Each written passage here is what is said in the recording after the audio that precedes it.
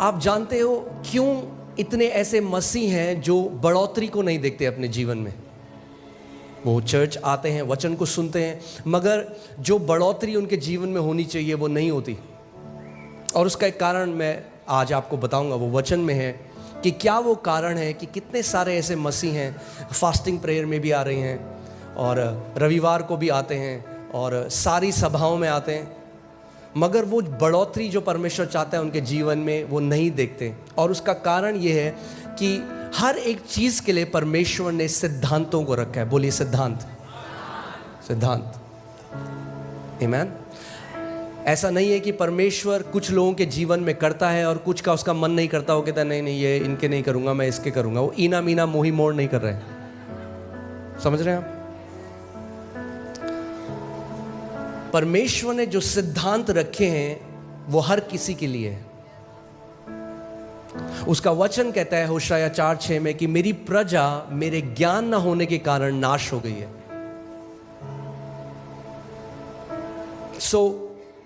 अगर हमें परमेश्वर के वचन का ज्ञान नहीं है तो क्या होगा? जो परमेश्वर चाहता है, जो सिद्धांत उसने हमारे लिए रखे हैं, अगर हम उनको नहीं समझेंगे तो जो बढ़ोतरी वो हमारे जीवन में देना चाहता है, जो कार्य वो हमारे जीवन में करना चाहता है, वो हो नहीं पाएगा। इसीलिए परमेश्वर चाहता है कि हम उसके वचन में बढ़ते रहें। आप देखेंगे क्या लिखा है, मेरे ज्ञान न होने से मेरी प्रजा नाश हो गई है। तूने मेरे ज्ञान को क्या ठहराया है? तुच्छ माना। वो लोग, वो मसीह लोग आज जो नाश हो रहे हैं, उनके पीछे ये कारण नहीं है कि शैतान बहुत बड़ा है। शैतान बड़ा नहीं है, वो इसीलिए क्योंकि उन मसीहों ने परमेश्वर के ज्ञान को तुच्छ जाना।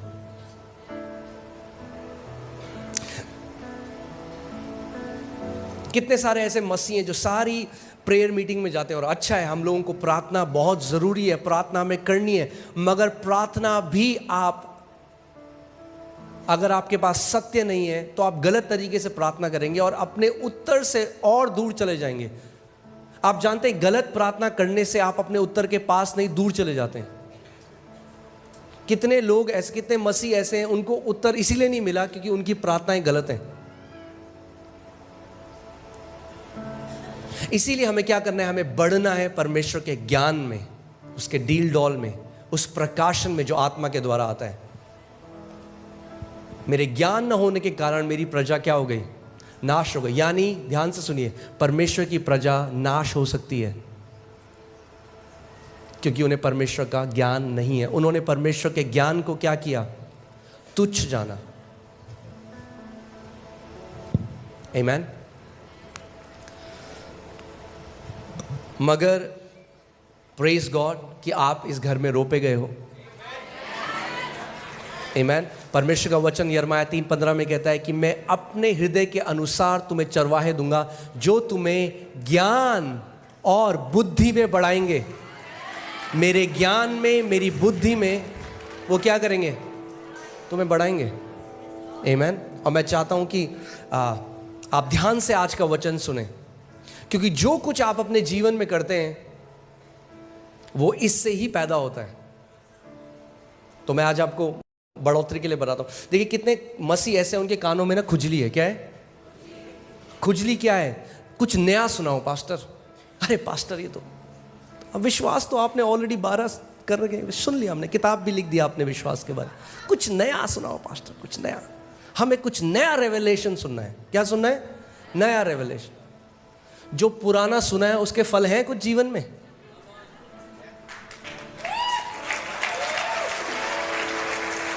क्या करोगे नया सुन के अगर पुराने के फल ही नहीं आए तो? बात नया प्रकाशन सुनने की नहीं है, बात यह है जो आपने सुना उन फलों को फलाने की है। आमीन। और इसीलिए मैं आपको बता रहा हूं, मैं आज आपको एक सीक्रेट, एक कुंजी दे रहा हूं बढ़ोतरी की। इतना आसान है बढ़ना कि आपको लगेगा अरे कैसे मैंने मिस कर दिया। बहुत ही आसान है। आप जानते हैं क्या है? वचन में चलते हैं। 1 कुरिन्थियों 3 उसकी 6वीं आयत देखिए। यहाँ पे पौलुस प्रेरित क्या कहते हैं? मैंने पौधा रोपा, अपोलोस ने उसे सींचा, पर किंतु परमेश्वर ने उसको बड़ा किया। इंग्लिश बाइबल से गॉड ब्रॉट इंक्रीज, यानी परमेश्वर बढ़ोतरी लेकर आया। परमेश्वर सीधे बढ़ोतरी नहीं ला सकता आपके जीवन में। ध्यान से सुनिए मेरी बात को। कई लोग कहते हैं प्रभु बढ़ोतरी दे, प्रभु बढ़ोतरी दे। नहीं ला सकता बढ़ोतरी। अगर प्रभु को बढ़ोतरी लानी है तो किसी को पहले बोना पड़ेगा वचन, फिर किसी को उसको सींचना पड़ेगा, फिर बढ़ोतरी आएगी। बढ़ोतरी तीसरा स्तर है। पहला स्तर है बीज को बोना। क्या है पहला स्तर? बीज को बोना। दूसरा स्तर है उसको सींचना, उस पर पानी डालना। आप बेस्ट क्वालिटी का बीज ले आइए, आप कश्मीर जाइए, वहाँ से आप सबसे अच्छा बीज ले आइए सेब का। मगर अगर आपने बीज बो दिया और उसके बाद भूल गए तो क्या होगा? वो बीज कभी भी बढ़ नहीं सकता। और परमेश्वर का वचन हमें मरकुस 4 अध्याय में बताता है, यीशु मसीह ने कहा कि बोने वाला क्या बोता है? बीज। और बीज क्या है? परमेश्वर का वचन। सो पौलुस ने क्या बोया कुरिन्थियों के जीवन में? बीज बोया, यानी वचन बोया। यानी ध्यान से सुनिए, जब आप पहली बार किसी वचन को सुनते हैं तो वो वचन बोया जाता है, यानी प्लांट किया जाता है इंग्लिश बाइबल में, ठीक है। मगर जब आप उसको बार बार सुनते हैं तो वो सींचा जाता है, फिर बढ़ोतरी आती है।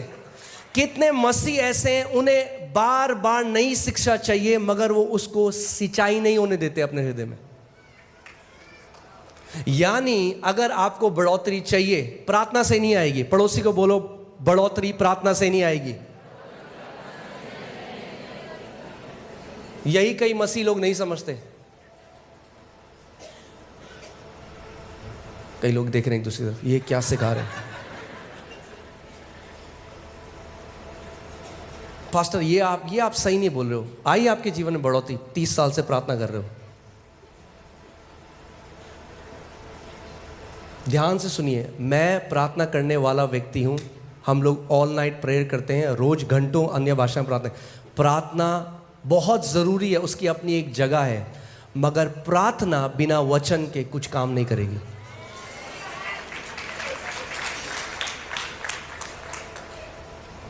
बोना वाला प्रार्थना बोने नहीं गया, बोने वाला क्या बोने गया?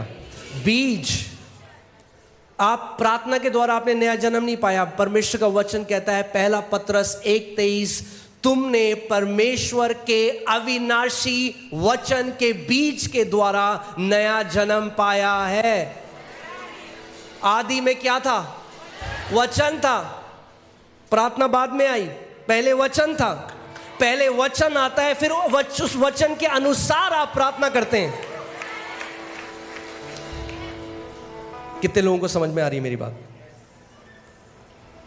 पहले प्रकाशन आता है, फिर प्रार्थना आती है।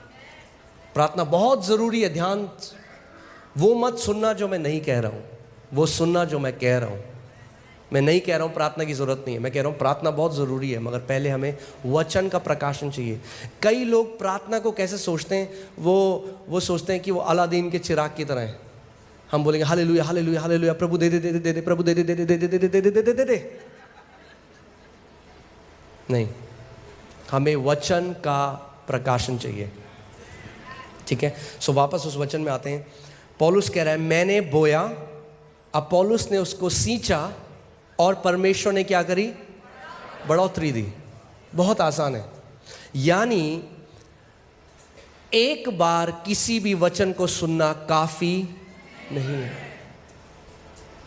अगर आप बढ़ोतरी चाहते हैं तो उस वचन को तब तक सुनते रहें, सुबह शाम दोपहर रात सुने, फिर सुने, जब तक बढ़ोतरी को ना देखने लग जाए, जब तक वो फल आपके जीवन में ना आने लग जाए, जब तक दूसरे लोग ना बोलने लग जाए। अगर आप बोल रहे हो कि मैंने जी फेथ सीरीज सुन ली, फिर आपके जीवन में उस विश्वास की सीरीज के फल होने चाहिए।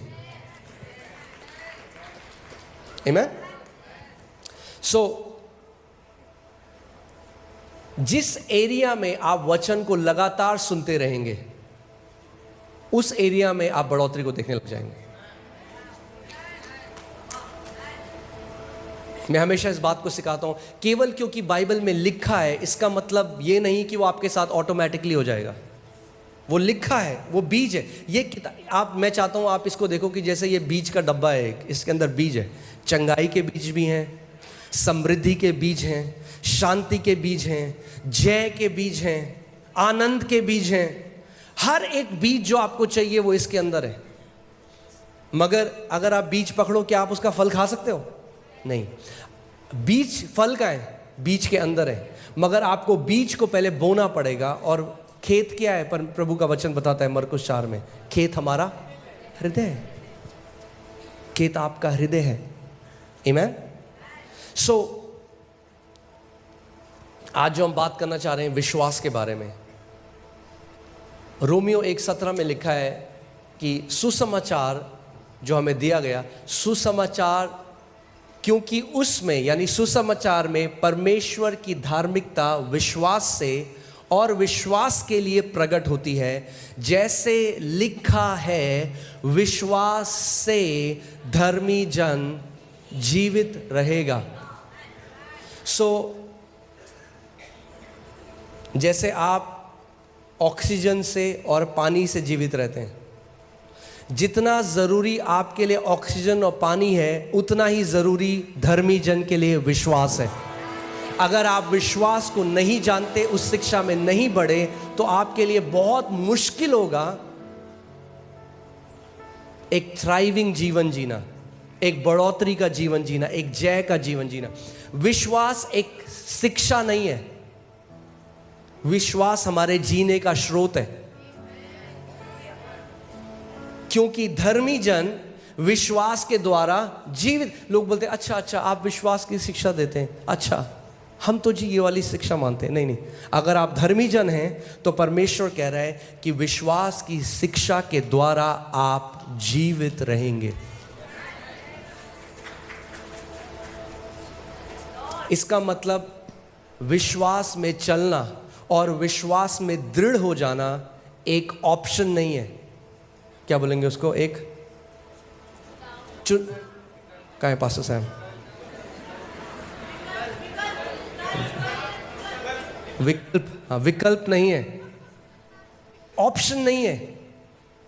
विश्वास में बढ़ना ही पड़ेगा अगर जय में जीना है तो। आमीन। सो इससे पहले हम इस सीरीज में जाएं, मैं चाहता हूं आप ये निर्णय अपने दिल में बना लें। आज आप ये डिसाइड करें, कुछ भी हो जाए मैं विश्वास में बढ़ूंगा, मैं विश्वास में बढ़ूंगी। कोई भी मुझे विश्वास में बढ़ने से अब रोक नहीं सकता। आपको ये निर्णय, ये डिसीजन आपको लेना पड़ेगा। आपकी मम्मी नहीं ले सकती, आपके पापा नहीं ले सकते, आपका हस्बैंड नहीं ले सकता, आपकी वाइफ नहीं ले सकती। आपको स्वयं ये निर्णय लेना है, मैं विश्वास में बढ़ूंगा और एक योद्धा बन जाऊंगा। आमीन। बहुत आसान है, मुश्किल नहीं है। मैं आपको बता रहा हूं, परमेश्वर नहीं कहता आपको विश्वास कमाने की जरूरत है। आपको कमाना नहीं है, अपने आप ऑटोमेटिकली आता है। आता है, बोलिए आता है। कैसे आता है? कैसे आता है? सुनने से। और वही मसीह लोग नहीं करते। सबसे मुश्किल है लोगों के लिए सुनना। इसीलिए शैतान डिस्ट्रैक्ट करता है। जब आप देखिए, इस कलीसिया को का अगुवा होने के नाते और इतने साल से मिनिस्ट्री में, और जब हम लोग बाहर भी जाते हैं, बहुत आसान है देखना कौन से ऐसे मसीह हैं जिनके जीवन में फल होंगे और नहीं होंगे। मैं यहाँ से देख सकता हूँ आपका एटीट्यूड और बता सकता हूँ आपका जीवन कैसा होगा मसीह में।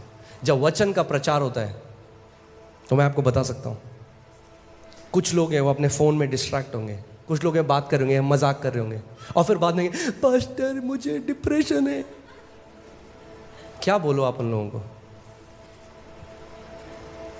क्योंकि जब वचन भेजा जा रहा था तो उन्होंने उस वचन को ग्रहण नहीं करा। उसका वचन कहता है, मैंने अपने वचन को भेजा और तुझे तेरी बीमारियों से चंगा किया है। मैंने अपने वचन को भेजा और तुझे नाश होने से बचाया है। मगर जब वचन भेजा जाता है तो कम मसीह हैं जो उस पर ध्यान धरकर उसे ग्रहण करते हैं। वचन किसके लिए भेजा जाता है? चेयर टेबल के लिए थोड़ा ना, आपके लिए भेजा जाता है। मगर जबरदस्ती नहीं करेगा परमेश्वर। अगर आप उसको ग्रहण नहीं करेंगे, वो टकराएगा और वापस आ जाएगा। याद है प्रभु यीशु मसीह ने अपने चेलों से कहा, जिस घर में तुम जाओ उस घर का कल्याण बोलना। अगर वो नहीं चाहते तो वापस तेरे पास आ जाएगा। सो विश्वास कैसे आता है? सुनने से आता है। और सुनना कैसे होता है? आप लगाइए रोमियो 10:17। अतः विश्वास सुनने से और सुनना मसीह के वचन से होता है। और इंग्लिश बाइबल में जो रूट वर्ड है, जो असली में, जो यूनानी भाषा में जब बाइबल लिखी गई, उसमें लिखा है विश्वास सुनते रहने से आता है, एक बार सुनने से नहीं आता। अगर आप विश्वास में चलना चाहते हैं, आपको लगातार मसीह का वचन सुनना पड़ेगा, लगातार।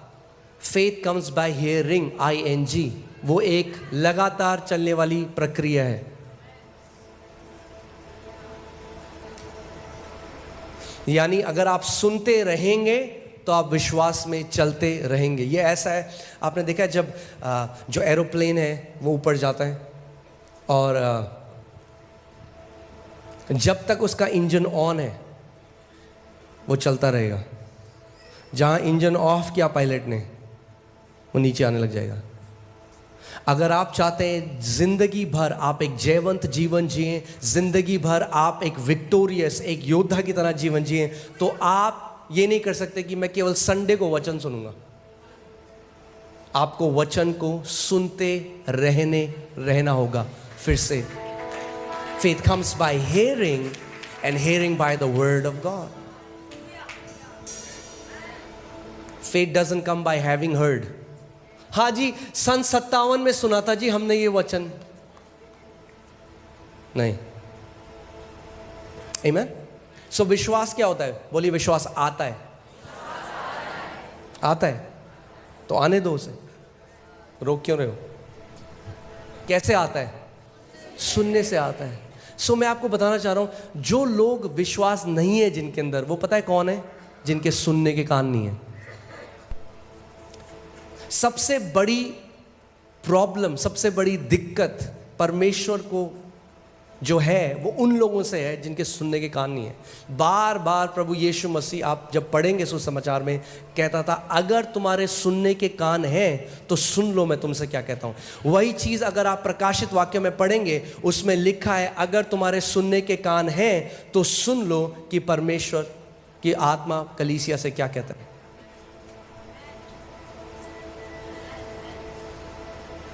आमीन। सो हमें ध्यान धरकर क्या करना है? सुनना है। परमेश्वर का वचन इन कानों की बात नहीं कर रहा। अगर किसी के सुनने के कान है, सबके ये वाले कान है, मगर वो आपके हृदय के कान, वो आपके एक एटीट्यूड की बात कर रहा है, आपके एक स्वभाव की बात कर रहा है कि जब वचन का प्रचार होता है तो आपके अंदर हृदय का स्वभाव कैसा है उस प्रचार को लेकर। आमीन। मैं आपको एक वचन में ले चलता हूं। हालेलुया। मरकुस जब हम देखते हैं 4 उसकी 13वीं आयत, इसमें लिखा है, फिर उसने यानी प्रभु यीशु मसीह ने अपने चेलों से कहा क्या तुम ये दृष्टांत नहीं समझते? सो हम देखते हैं कि प्रभु यीशु मसीह ने एक दृष्टांत को बताया, बीज बोने के दृष्टांत को, और उसने अपने चेलों को बोला कि एक बीज बोने वाला बीज बोने के लिए गया।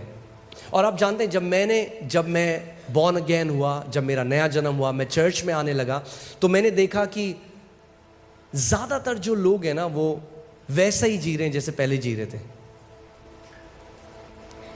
उनके जीवन में कोई बदलाव नहीं है। उनकी भाषा बदल गई, वो जय मसीह की बोलते हैं, वो हालेलुया बोलने लग गए, मगर जीवन में कोई जय नहीं है, कोई विक्ट्री नहीं है। आज भी डिप्रेशन में है, आज भी कई तो आज भी गालियां देते हैं, आज भी जीवन बिल्कुल वैसे ही है जैसे पहले था, कोई ट्रांसफॉर्मेशन नहीं है। चर्च आते हैं, गाने सीख गए, मसीह गाने गा सकते हैं, मगर जीवन में कोई ट्रांसफॉर्मेशन नहीं है। प्रभु आपके जीवन में ट्रांसफॉर्मेशन चाहता है, एक बदलाव चाहता है। आमीन। और मैंने प्रभु से पूछा, मैंने कहा प्रभु ये ऐसा क्यों है, क्यों इतने सारे मसीह लोग हैं, क्यों उनके जीवन में कोई बदलाव नहीं है? तो परमेश्वर मुझे इस दृष्टांत में ले गया और उसने कहा ये कारण है जो आज भी मेरी कलीसिया में इतने लोग जो हैं उनके जीवन में बदलाव नहीं है। और उसने एक दृष्टांत बताया, और दृष्टांत था, उसने कहा एक बीज बोने वाला बीज बोने के लिए गया। कुछ बीज सड़क के किनारे गिरे, कुछ बीज पथरीली भूमि पर गिरे, कुछ बीज झाड़ियों में गिरे, और कुछ बीज अच्छी भूमि पर गिरे। ध्यान से सुनिए इस बात को, बीज एक सा था, सेम बीज, वही बीज, मगर अलग अलग प्रकार की भूमियों पे गिरा। और चेलों को समझ में नहीं आया, और जो भीड़ थी उनको भी समझ में नहीं आया। मगर ध्यान से सुनिए, चेले वापस पूछने के लिए आए कि इसका मतलब क्या था। भीड़ ने पूछा भी नहीं, क्यों? क्योंकि उन्हें मतलब ही नहीं था क्या बोल रहे हैं। क्योंकि उनको क्या चाहिए था? पास्टर,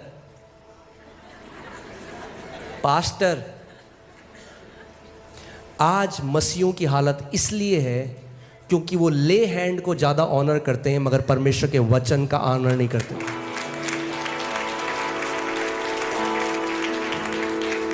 वो 8 घंटे खड़े हो जाएंगे लाइन में कि कोई प्रभु का दास हमारे सर पे हाथ रख दे, मगर 8 मिनट अपने घर में वचन को नहीं खोलेंगे।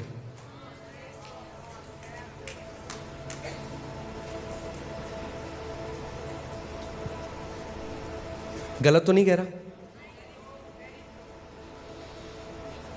प्रभु यीशु मसीह ने कहा कि क्या तुमको ये समझ में नहीं आया दृष्टांत? अब देखिए, फिर उसने उनसे कहा, क्या तुम ये दृष्टांत नहीं समझते? तो फिर और सब दृष्टांतों को क्यों कर समझोगे? इंग्लिश बाइबल में लिखा है, वो कह रहा है कि अगर तुम इसको नहीं समझते तो तुम कुछ भी नहीं समझोगे परमेश्वर के राज्य में। यानी ये जो दृष्टांत है, ये सारे और दृष्टांतों की नींव है। वो कह रहा है क्या तुम इसको नहीं समझते? क्योंकि अगर इसको नहीं समझते तो बाकी कुछ नहीं समझ सकते। क्योंकि मैं जो आगे तुम्हें बताने वाला हूं, जो चीजें बताने वाला हूं, तुम वो भी नहीं समझोगे अगर तुम इसको नहीं समझते। आमीन। दूसरी आयत, बोने वाला क्या बोता है? बोने वाला क्या बोता है? वचन बोता है। आप संडे को क्यों आते हो यहां पे? लाइट के लिए नहीं, म्यूजिक के लिए नहीं, आप आते हो कि बोने वाला वचन बोता है।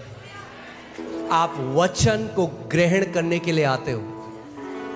You come to receive the word.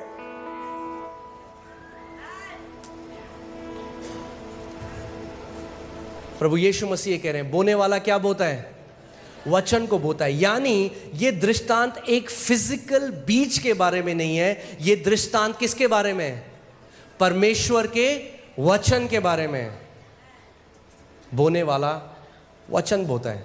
अगली आयत, जो मार्ग के किनारे के हैं, जो मार्ग के किनारे के हैं जहां वचन बोया जाता है, ये वे हैं कि जब उन्होंने सुना तो शैतान तुरंत आकर वचन को जो उनमें बोया गया था उठा ले जाता है। अब मैं चाहता हूं कि आप ध्यान धरकर सुने कि परमेश्वर का वचन क्या कह रहा है। शैतान तुरंत आकर, बोलिए तुरंत। पता है आपको शैतान तुरंत क्यों आता है? क्योंकि शैतान को ज्यादा विश्वास है परमेश्वर के वचन में। वो जानता है कि अगर परमेश्वर के वचन का ये बीज इनके अंदर चला गया तो ये मेरे हाथ से गए।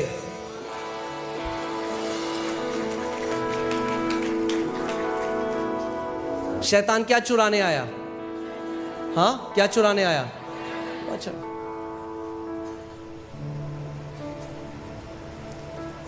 यीशु मसीह ने कहा यूहन्ना 10:10 में कि शैतान चोरी करने, घात करने और नाश करने के लिए आया। मगर शैतान क्या चोरी करता है? वचन। क्योंकि वो जानता है अगर वो वचन चुरा लेगा आपके जीवन से तो वो सब कुछ बाकी चुरा सकता है। क्योंकि चंगाई वचन में है, प्रॉस्पेरिटी वचन में है, सब कुछ परमेश्वर के वचन में है। आदि में वचन था।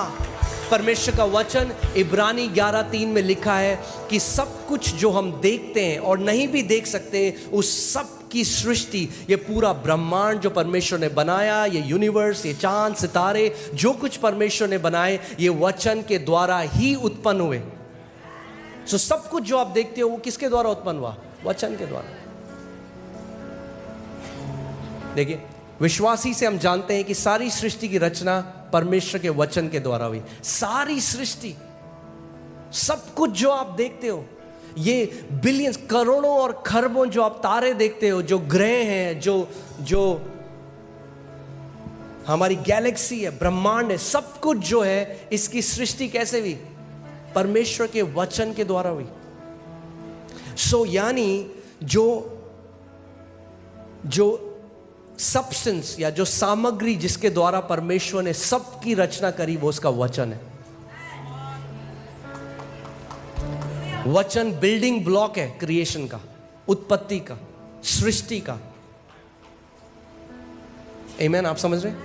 जैसे आप घर बनाते हैं तो आप क्या डालते हैं उसमें? आप सीमेंट करते हैं, आप फाउंडेशन डालते हैं, आप सीमेंट डालते हैं, उसमें सरिये डालते हैं, तब आप एक घर बनाते हैं, एक स्ट्रक्चर बनाते हैं। तो जो सामान है, वो जो आप सीमेंट लेते हैं, परमेश्वर ने जिस सामान से सब कुछ बनाया वो उसका वचन है।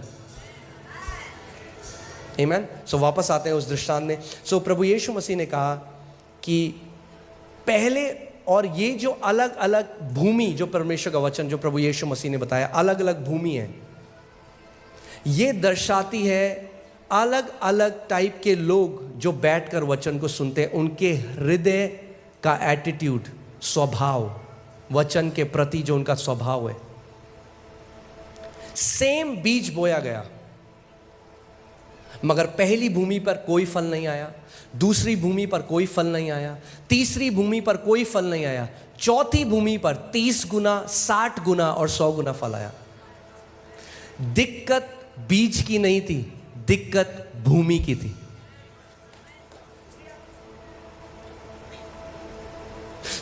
पहला टाइप का बीज जो है वो सड़क के किनारे गिरा, और मुझे कभी समझ में नहीं आया था ये। तो मैंने एक दिन परमेश्वर से पूछा, मैंने कहा प्रभु ये सड़क के किनारे क्या है? सड़क के किनारे कौन बोता है कुछ? और प्रभु ने मुझसे बोला कि सड़क के किनारे तुझे क्या दिखता है? और आज भी जब मैं आ रहा था तो मैं सड़क के किनारे देख रहा था। क्या दिखता है आपको सड़क के किनारे? आपको दिखेगा कूड़ा। सुबह जो झाड़ू मारता है सड़क के किनारे, सारे गुटखे के पैकेट, दूध की थैलियाँ, कुरकुरे के पैकेट, सारा जो कूड़ा है वो आपको सड़क के किनारे। ये पहले तरीके के लोग वो लोग हैं जो कलीसिया तो आते हैं, मगर जब वचन प्रचार होता है तो उसको कूड़ा समझते हैं। उनको कोई मतलब नहीं है वचन क्या बताया जा रहा है। वो एक आदत की तरह, या तो वो ईसाई हैं तो संडे को चर्च जाना है इसलिए आ रहे हैं, या दोस्त ले आया तो बैठना ही है इसलिए आ गए, या कई लोगों के अलग अलग कारण होते हैं जिसके लिए वो आते हैं, मगर वो वचन के लिए नहीं आते। आप जानते हैं परमेश्वर का वचन कहता है, जब यीशु ने जब ये दृष्टांत बोला तो वो रोया। इसके बाद वो रोया। वो रोता है क्योंकि आपके जीवन में बहुत कुछ करना चाहता है, मगर क्योंकि आपके हृदय का एटीट्यूड सही नहीं है, इसीलिए वो फल आपके जीवन में नहीं आते। परमेश्वर जबरदस्ती नहीं करेगा। पहले समय के लोग वो हैं जो जब वचन चल रहा है वो ध्यान नहीं दे रहे। और यही दृष्टांत जब लूका में लिखा गया तो उसने कहा कि ये वो लोग हैं जब वचन प्रचार होता है तो उन्हें समझ में नहीं आता। क्यों समझ में नहीं आता? क्योंकि वो समझना नहीं चाहते, उनका ध्यान कहीं और है।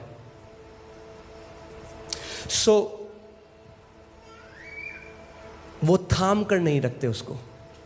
आप जानते हैं जब वचन प्रचार होगा, अगर आप सच में समझना चाहते हैं तो पवित्र आत्मा आपकी मदद करेगा उसे समझाने के लिए। अगर आप समझना नहीं चाहते, पवित्र आत्मा जबरदस्ती नहीं करेगा आपके साथ। और ये वो लोग हैं जो वचन उनके कान में तो पड़ता है और वो बीज अंदर भी जाता है, मगर तुरंत, बोलिए तुरंत शैतान आता है और वचन जो उनमें बोया गया था वो उठा ले जाता है।